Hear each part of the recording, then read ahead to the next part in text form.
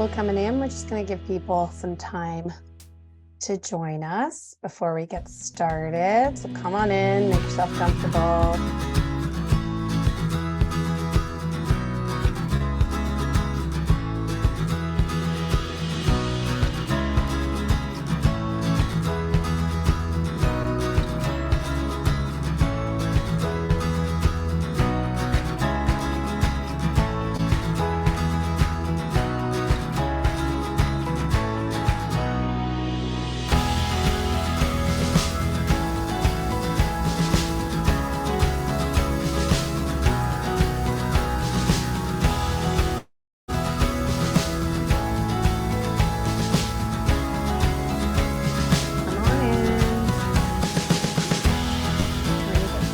Really shortly, just waiting for other people to join.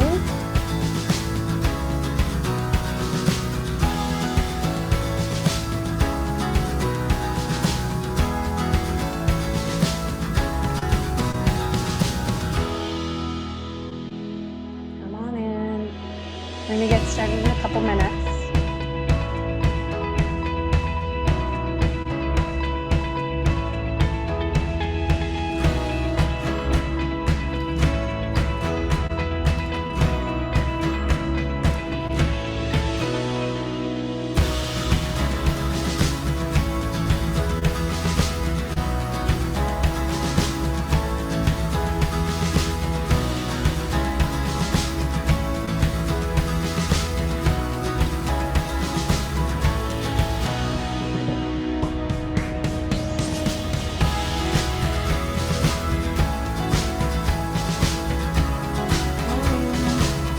Started in a minute.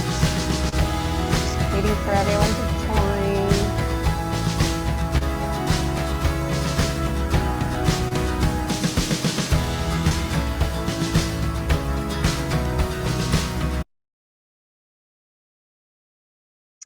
Hello, everyone. All right, so we're gonna get started. My time is almost at 12, but I think we'll let people trickle in and we'll get started because we have a lot to cover today. Thanks for joining us. Welcome to Mid-Career Conversations, Black Excellence and Entrepreneurship, featuring storyteller Nadine Spencer. I'm extremely excited for today's session. I am Zeynep Güler-Tuck, your host today. And since this is a virtual event, we're not gathered in the same space. I wish we were all in the same hall right now, face-to-face hanging out, but we're virtual today. And I know the following land acknowledgement might not be for the territory that you are currently on. You may be calling in from somewhere else in Canada or even outside of Canada. We have had other people come from other places before, so it's exciting to have everyone come together today. If that's the case, please take the responsibility to acknowledge the traditional territory you are on and the current treaty holders. The website native-land.ca is a good resource. We can throw that in the chat for you so you can check it out. It's a fantastic resource for all this information. As a member of the York University community, I recognize many Indigenous nations have long-standing relationships with the territories upon which York University campuses are located that precedes the establishment of York University itself. York University acknowledges its presence on the traditional territory of many Indigenous nations. The area known as Takaranto has been caretaken by the Anishinaabe Nation, the Haudenosaunee Confederacy, and the Huron-Wendat. It is now home to many First Nation, Inuit, and Métis communities. We acknowledge the current treaty holders, the Mississaugas of the Credit First Nation. The territory is subject of the Dish with One Spoon Wampum Belt Covenant, an agreement to peaceably share and care for the Great Lakes region. All right, so let's talk about the Mid-Career Conversations series. It was created with alumni like yourself and like myself in mind, for alumni to connect, hear the stories, share their own stories, ask questions, and really connect and network and get together. And so today will be a special opportunity for us to be able to come together as York alumni to share our stories and experiences. if we can all mute ourselves, just so I'm hearing some people chat, when we'll have a chance to be able to chat with the Q&A. But at the moment, if you can mute yourself just until our Q&A, that'll help us out a lot. To give you a little bit of a sense of who I am, I'm a fellow York U alumni, and I received my BA in 2002, which is sometimes feels a million years ago. And I had a comms degree. So if anyone's in comms, give me a shout out. I'm a Turkish Canadian producer and writer. And for over 20 years, I've been producing commercial, web series, digital media projects in collaboration with Microsoft News, Lonely Planet, Chorus Entertainment, Time Out, NBC, and most recently Elevate, a nonprofit that breaks down barriers for underrepresented professionals in the tech industry in Canada. My content has garnered clicks and follows and views, but most importantly, over $1 million in funds for girls in STEM, climate action, and some of the social and environmental issues that are impacting our world today. I am very much dedicated, and my work is very much focused on intersectional gender equity and increasing representation in the on-screen media. Today's conversation is one that I am very excited about. And so I would love to kick it off with finding out a little bit about you and where you're calling in from. So if you can throw in the chat, the city, province, country, wherever you're calling in from or wherever you're tuning in from today, that would be fantastic. I'm in Toronto. We have someone in Mississauga. I know there's a couple. Oh, there's Vaughan. There we go. Toronto, North York, Waterloo, Markham. Look at this. We're all over the place. Well, keep throwing those in the chat, and I'll give you a little bit of a sense of what you can expect from today. From today's session, how it's going to go down is really our storyteller will deliver. So first we'll have an intro to our storyteller. And then we will have our storyteller deliver about 15-minute talk. Afterwards, we'll then take questions from you in the Q&A, and you can freely unmute yourself, no problem. And then what we'll do is we'll have our Q&A, and we'll stop the recording, and we'll move into our breakout rooms for about 10 minutes so we can do the networking portion of the event, which is the fun stuff as well. And then we'll come back to the main room to wrap up. So a couple of housekeeping, if you can, it would be amazing to have you turn on your video so that we can see you, so that we're kind of simulating being in the same room together, if only for today. And as per Zoom etiquette, obviously, please stay on mute until the Q&A, as I had mentioned.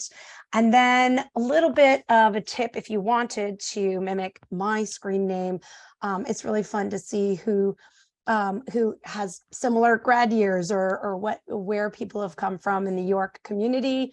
You can put your name, your full name like mine, Zainab Gular Tuck, your pronouns, and then your year, your graduation year, and your degree. And that would be cool. If you wanted to click, you can click rename and change your Zoom name as such.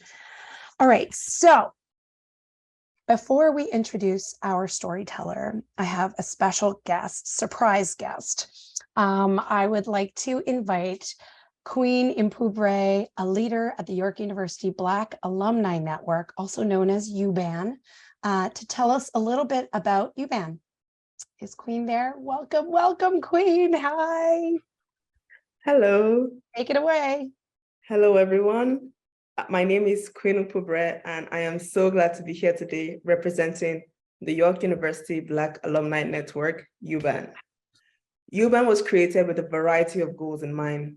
Many of them focused on providing guidance, mentorship, and networking opportunities to Black alumni and students at all career and academic stages.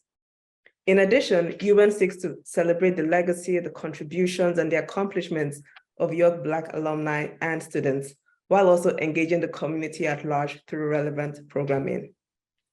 We welcome everyone to join us on Tuesday, February 28th for our event called Financial Health Check with the York University Black Alumni Network, which will be a discussion with Rennie Odetoyimbo. The link to the event will be shared in the chat. During this discussion, we will address topics such as, are we being paid competitively? And are we planning for retirement properly? And yeah, we look forward to seeing you there. Without further ado, I am very excited to welcome our storyteller for today, Chief Marketing Officer at BrandEQ Group. Nadine has earned a reputation as an experienced and skilled professional who accelerates strategic growth and brand visibility for leading global nonprofits and corporate organizations. Today, she'll be discussing her experience starting and growing a business, her work with the Black Business and Professional Association, fighting discrimination in a professional and entrepreneurial environment, and taking our seat at the table. Nadine is also a dedicated York U volunteer, serving on the York University Alumni Board and on York's Board of Governors. Together, let's welcome Nadine. Thank you very much, Queen. And thank you, Zainib, as well, and to all the organizers that put this together.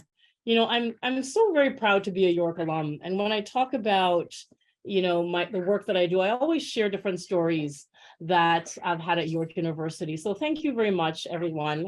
And, you know, happy Black History Month. I'm going to put now my screen to share my presentation. Give me 1 second while I put it together to make sure I have the right presentation up. And then let me know when you're on what you see, if you see my presentation. Do you see my presentation? It says Nadine Spencer now in the slideshow. I'll put the slideshow.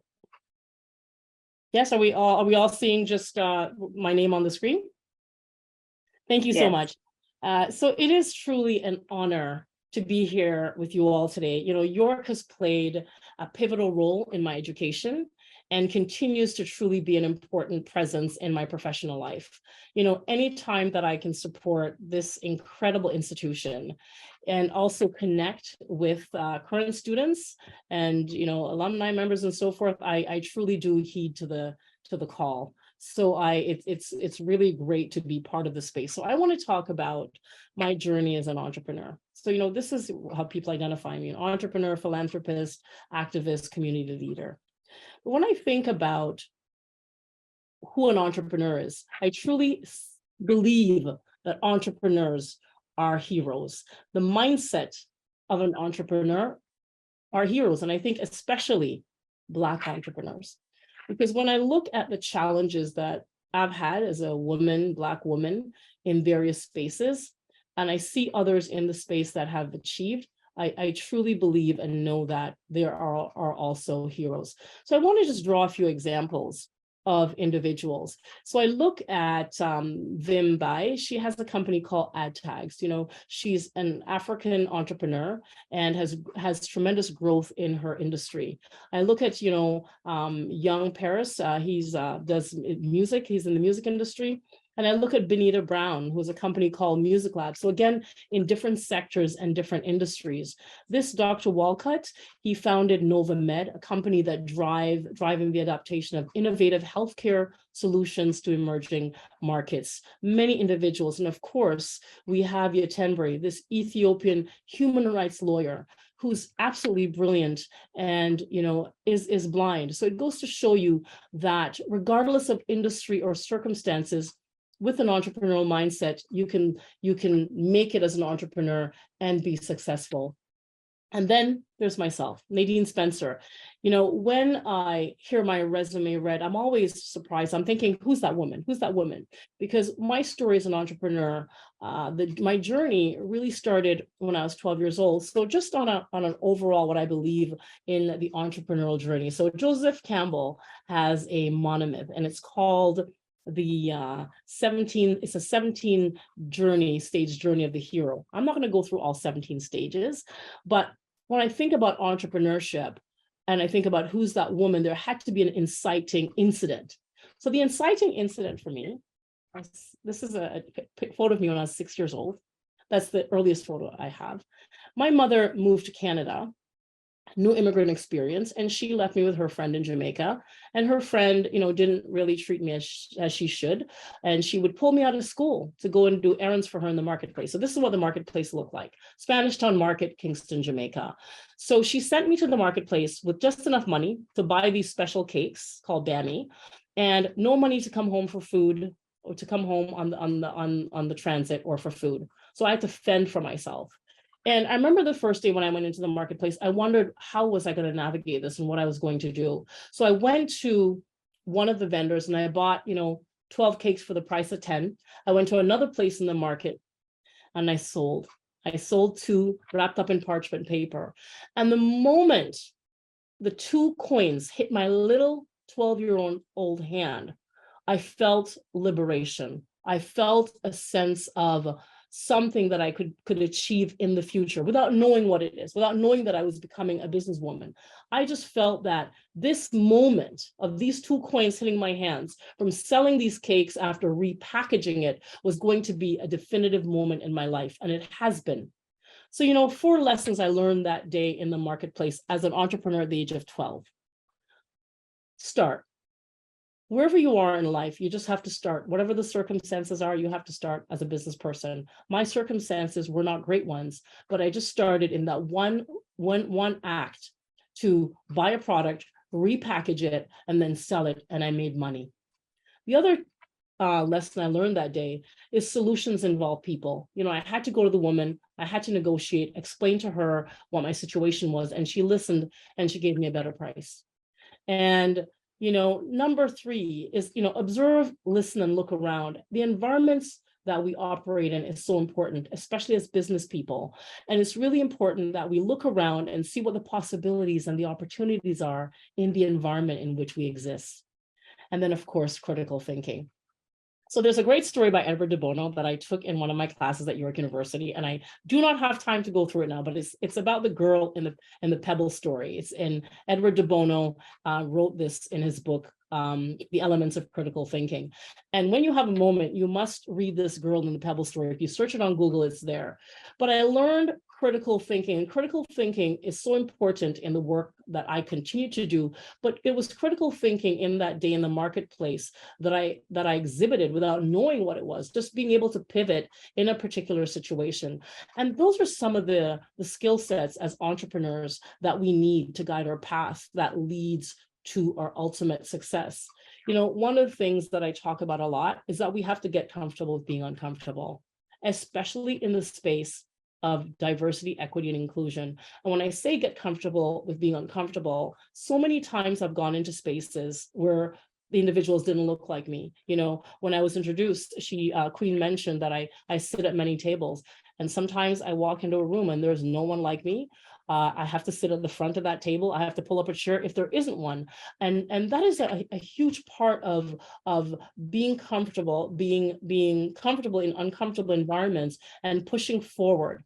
So, when I think about the work that I do at the BBPA, I'm now the CEO for the Black Business and Professional Association. Yeah, I've been there. This is my 2nd year, and my agency I've left for my daughter to run. And it's interesting, as entrepreneurs, how you know you have a successful business is when you can step away from it and someone else is managing it and it's running well. Until you can do that is really the test of a successful business. And it's funny because one day I said to my daughter, as I was doing succession planning, I said to her, Danielle, what do you think is going to happen to the agency when I pass on? She goes, Mom, you will still be the agency, even when you're dead. She says, the agency will still be running and you'll still be collecting checks. And I thought, you know what? My job here is done. Because if I'm still collecting checks when I'm dead, that's legacy building. And that in our community, the Black business community, that is what we talk about. That's one of the pieces that's missing. So I thought, yes, I've done my job well.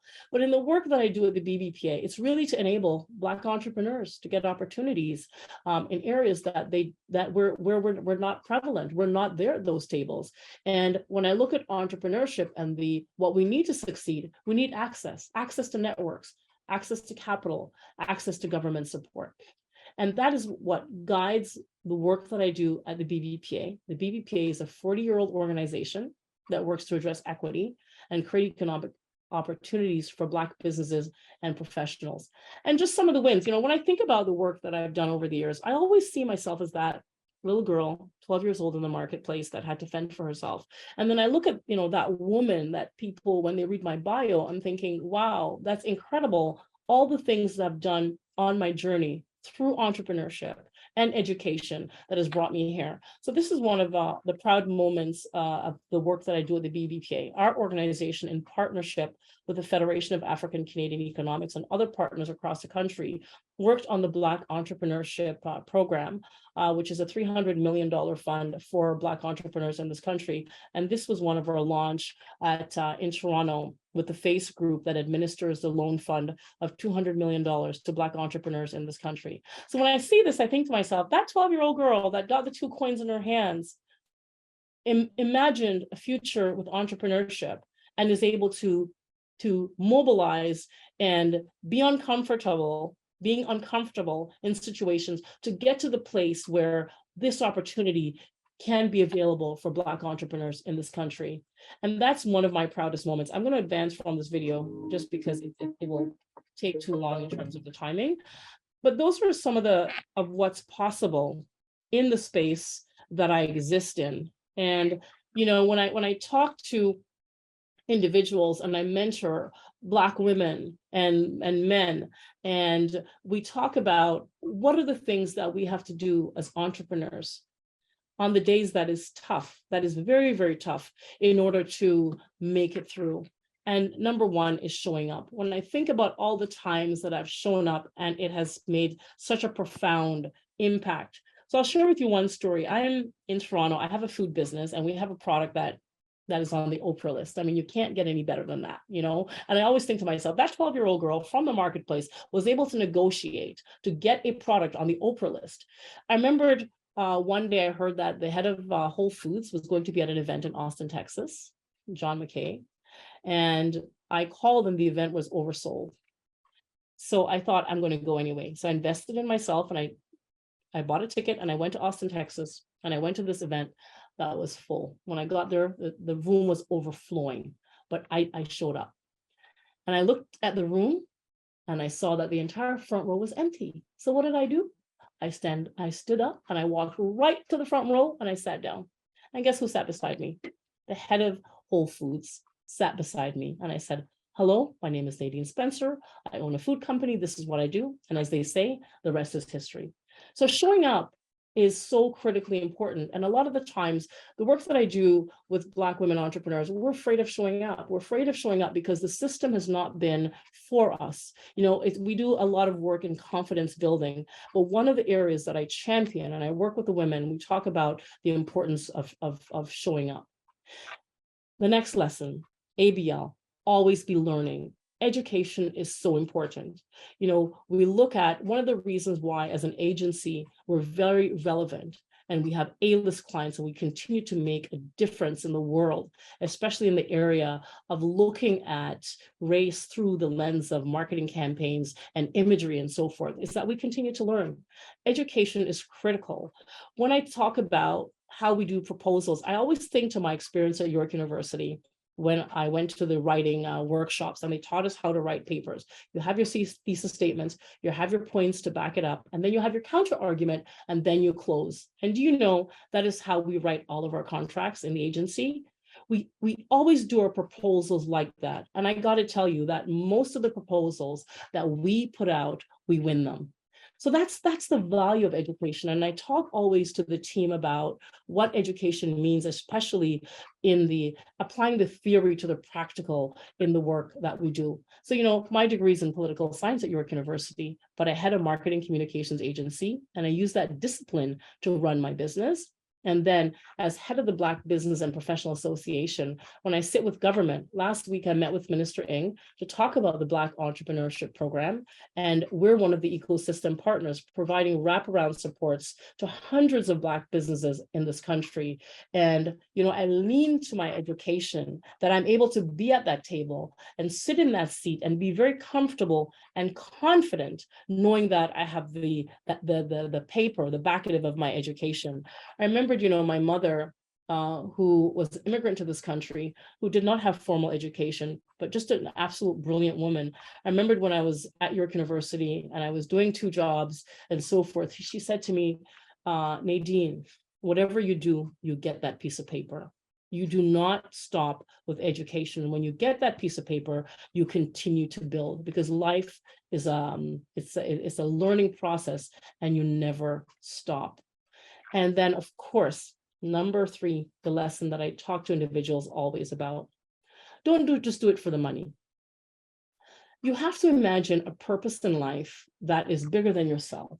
And if you can embody that purpose in life that is bigger than you, then it really enables your entrepreneurial journey. And it really enables buy-in from individuals as well. Because, when I went to that meeting at Whole Foods, yes, I wanted them to buy my product, but they were very big in a movement called conscious capitalism, where John Mackey talked about, in business, there's 4 Ps. You have to put people or product first, depending on what your industry is. So you put people or your product, and then you put your philanthropy. And if you do all of those, then you will have profit. And I've proven that again and again and again in many instances in my business, that by not just putting it only for the money and putting people at the midst of all things, you can make remarkable change. And this is one of the things that I'm very proud about. Last year, our work at the BBPA, through support of sponsors and partners that we brought together, we were able to give 150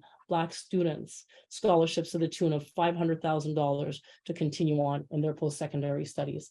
So, it's really important as an entrepreneur and in my entrepreneurship journey that I thought about the people that I serve and what it means to them, and what is that, how will it change their lives through the work that we continue to do.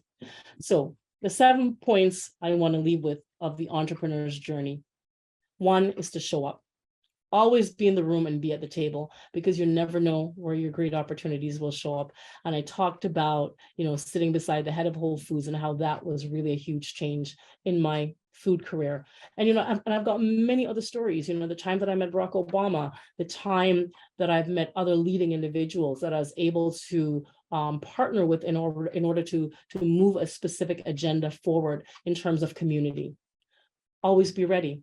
Always be in a state of readiness. One of the work that we do at the BBPA, helping entrepreneurs with their business plans, with their financial statements, is about being ready. Because if you were to meet Bill Gates or whomever you aspire to meet, to get on your side in supporting your mission, your work, your services, your product, we must always be in a state of readiness. And that's some of the work that we do at the BBPA. Be willing to pivot. Sometimes, your plans does not necessarily always work out to be what you want it to be. Like, for example, I did a degree in political science, but I had a marketing agency, and I'm now CEO of one of the largest Black-led organizations in Canada that works to enable opportunities for Black entrepreneurs. I was very much willing to pivot, and even within the space, I continue to pivot as we build the organization. And when we received that $300 million in partnership with other individuals during COVID, it was our ability to pivot. One of the things also, when I meet with women from across the country, we talk about what confidence is, and it's really important to look your best, whatever that looks like. I just did a talk this morning on brand persona, and what is it to establish your brand, and what does your brand mean? Your brand, they say, is what they say about you when you're not in the room. So as you're not in the room, what is that vibe that you give off? What is that? What are they going to say about you when you're not in the room? Number 5, know your number. It is so important to always know your number. You wouldn't believe the amount of entrepreneurs we ask who does a service. What is your day rate? What is your profitability? All of those things. How much capital are you seeking? What has been your rate of growth? And, we don't know. And I say collectively, we don't know. So it's important to know your number, especially, what is your day rate? I remembered many years ago, someone was hiring me to speak at an engagement and to participate in workshops. And they said, well, what is your day rate? And I thought, what is my day rate? So, it's important that we figure it out and we understand what that is, because the numbers are very important. And we have to be obsessed. You have to be obsessed with your business and the standard of high excellence for your business. And with that obsession, you will only continue to be innovative. And then, of course, it's always best to be looking to advance yourself and morph into what's next. The sentiment is innovate or die. And we really do, as business people, have to innovate. So, my entrepreneurial journey has been an incredible one. The amount of things that I've done in my life, I cannot begin to tell you the gratitude, the pride, the immense pride that I feel when I work with individuals in different sectors all across the country. One of the areas that the agency created was the BrandEQ Black, it's called, which looks at equity in marketing and advertising campaigns. When we think about issues that has happened, like the H&M campaign, where they had the little black boy and they had best monkey in the jungle, all of that happens because we don't have representation at the table. So it's really important to have representation. And part of the work that we do at BrandEQ Black is look at cultural sensitivity in those campaigns, looking at what cultural sensitivity looks like in images, in content as we build. And so it gives me immense pride. You've heard where I've started. I've started at the age of 12 being an entrepreneur. I believe in entrepreneurship as a viable option for so many individuals, especially equity-seeking individuals. And with that, the formalization of business plans and so forth. But we build a future that is so very possible for individuals. And, one of the women that I was speaking with in the seminar just before I came here, she said, when you're a Black woman, you feel like you're the end on the bottom of everything. But with the resources that you've shared, and with the fact, Nadine, that you're able to share your story, lets me know that it's also possible for me. And at the end of the day, what we want for ourselves is what we want for each other and our community and our society. And it's truly is what makes our society the very best. So I thank you very much for having me. It's always, always great to be at York and sharing my story. Thank you so very much. Merci. Nadine, I hope there's a standing ovation happening in the chat right now. Thank you for sharing that remarkable story and your journey with us. I have 12-year-old you as a boss in my mind right now. Thank you so much. Those stories just added so much to that, and the memorability of all the points that you made. I have lots more questions, so I'll have to hit you up after this because there's so much more that I would love to know about what you've been through and where you're headed.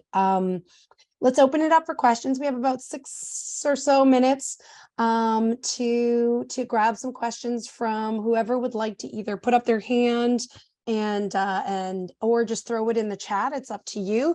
But otherwise, we can kind of kick off the Q&A part. I'm going to open it up so I can see everybody.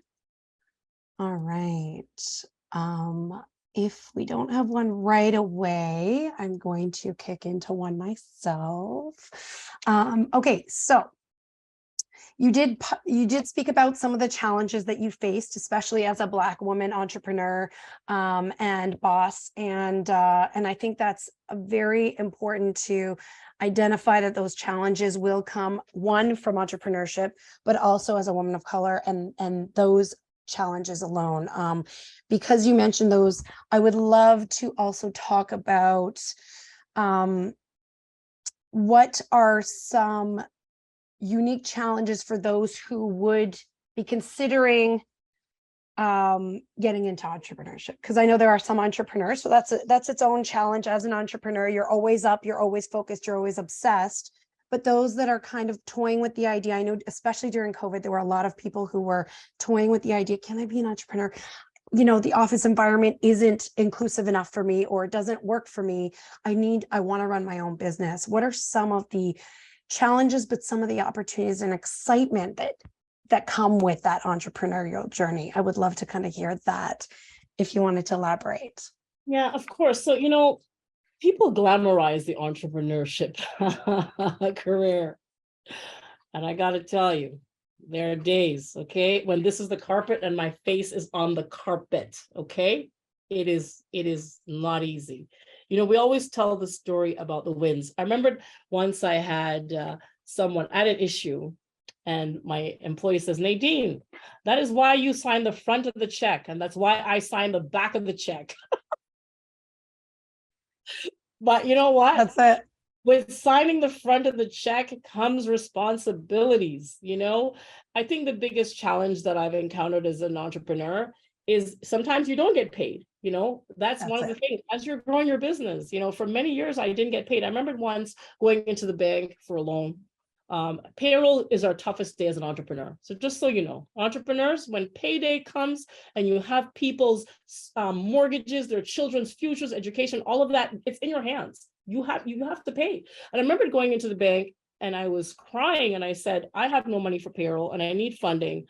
And I don't know what I'm going to do. And my bank manager, God bless him, he looked at me, he says, Nadine, but you've got like Goldman Sachs on your client list. You've got A-list people. There's just something in your model that's not working. And this man, really, God bless him, he asked me to send a business plan in. And I produced the business plan, and then we looked through the errors in my model that was not working, and we operationalized the business, and we really formalized the business. You know, because when you have certain clients on your roster, the bank says, yes, you're now bankable. And so, but it's the fortitude, it's the confidence to go into the bank and say, this is it, you know. And one of the challenges as an entrepreneur, my taxes weren't done, my financial statement was not done because I didn't have the time to do it. I'm there selling product, and it really is a hustle. You're pushing, you're calling everybody, you're calling all the stores, and you're trying to make everything work. One person doing everything. And so one of the things I've learned is that you have to differentiate the tasks. Where you're great, like I'm great at putting together the marketing strategy, thinking through the audience personas and all those things. And you know what? I let the accountant do all the accounting piece. I let the operations person do the operations management. So those are some of the things. But I think the biggest challenge that we face as women and as women of color is the confidence piece. Because so many times I've been beaten back by a man who says, why are you at this table? You shouldn't be here. Why do you think you can do that? And in order to just pull your stomach in, chest up, heads high, and still go through, that's been the biggest challenge. But you know, one of the things that I keep a happy folder. And it's the best thing. So my happy folder is right beside my drawer, and it's all the good things that's happened. So when I met Barack Obama, when I was on the White House committee, when I first got my product into Pusateri's, all of those on the Oprah list, I keep that folder. So when I forget how awesome and fabulous I am as a businesswoman, I go to that happy folder. And then I say, you've done it. You can continue to do it. So I suggest you, for anyone here who's considering that journey, think about those resources and tools that you can use. Love it. Love this. Okay, I have a question so we have Andrea came in. And how do you manage? Oh, this is a good one. I needed this one a couple months ago. How did you manage through the absolute burnout that is part of the early stage? Absolutely. This is a huge question. That burnout happens, right? And it's inevitable. So how are you trudging through that snow and that blizzard, knowing that there's light at the end? It's real. That burnout is real. Yes. I'm going to share something personal. So a few months ago, I went to my doctor and she said, do you want to live? And I said, yeah. She goes, you need to take 6 months off. I said, that can't happen. Right? My first response, instead of, oh my gosh, I should take the 6 months off. And I go back to The Bodyguard. I don't know how many of you have seen The Bodyguard. Put your hand up if you've seen The Bodyguard, right? So I love Kevin Costner. He's my heartthrob. Yes. And he says to Rachel Marin, you need to be awake. And so her manager says, if she doesn't sing, she's dead anyway, because her career would be over. And I always think about that. So I said to my doctor, I can't do 6 months. So she says, I want you to start with 1 week. And then I did that. And then I did 2 weeks in December. I went to Dominica and I took no calls. I really took 2 weeks. And then I came back to her in January and I had some blood work done. And she looked at me and she said, the condition that I had is no longer there. That's how much stress.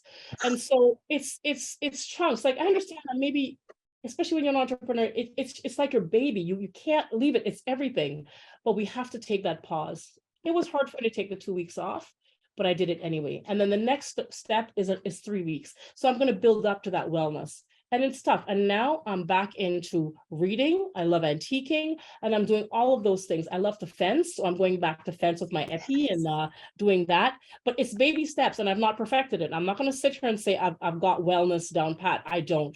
But I'm human and I'm learning day by day to do the balancing. Nadine, thank you for being vulnerable there, and admitting that we have to take that time, right?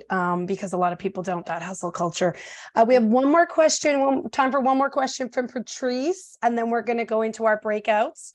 How do you determine, this is a great question. How do you determine the times that you run your business instead of the normal 9 to 5 or that 8 to 4, 11 to 7? What is the ebb and flow? And then do you work outside of those norms to build your business, which is dedication and purpose? So can you give us a sense of how you kind of fell into a routine that worked best for you? Sure. In my routine, in terms of the work that we do, especially with client work, very busy. So my sweet spot in terms of operations and getting it done is between 6 a.m. to 8 a.m. or even 5 a.m. Because what I find is that no one's up or not many people are up, and you're really able to move your day forward. If my day's starting at 9, I'm late, and I start my day the day before. So the day before, I line up all the things that's going to happen the next day. And when I get up at 5, I'm just flowing through all of that. And I find that for myself, that has been the best thing, because in the middle of the day like this, you're just going with the flow. You're just moving the agenda. There's no strategy that's happening. You're not able to think through things. And one of the interesting things about when you run a business, people start a business and they're making the soup or the soap or the candles or whatever it is, and they're just in the throes of that. But they don't take a step back to think through, what's the strategy? How do I do this better? I remembered a friend of mine said, Nadine, you have to take time to sharpen your saw. And if you don't take time to sharpen your saw, you're not going to be able to cut down the wood, right? So we have to take that moment just to sit back and think about it and do nothing but think about how we can be innovative and do it better. Because if you're always in the middle of it, you can't see the trees for the forest. No. That's key. So it's part of your business routine. And in terms of the times that you block for yourself, you really have to set aside time where you're just sitting and thinking. And I journal a lot, and I just write, and it just puts me in a better frame of mind for doing the tough things, especially doing the tough things. Oh, the tough things. That's kind of the name of the game, isn't it? Nadine, thank you for those. We're going to jump into our breakout rooms, which is the networking part of our time. So let me just get my order of instructions. Okay, so in a few moments, you'll be prompted, or just right now, you'll be prompted to join a breakout room with 2 or 3 alumni. Our icebreaker questions will be broadcast to your room. You can use them or you can scrap them. You can create your own. You'll have about roughly 10 minutes to connect, and then we'll be invited back to our lobby or main room for final remarks. And then after the final remarks, if you choose to stay in the main room, for anyone who wants to, we can continue the networking and the conversation, exchange contacts and all that. So we'll let our lovely humans take it away with putting us into those breakout rooms, and we'll see you back here in a few.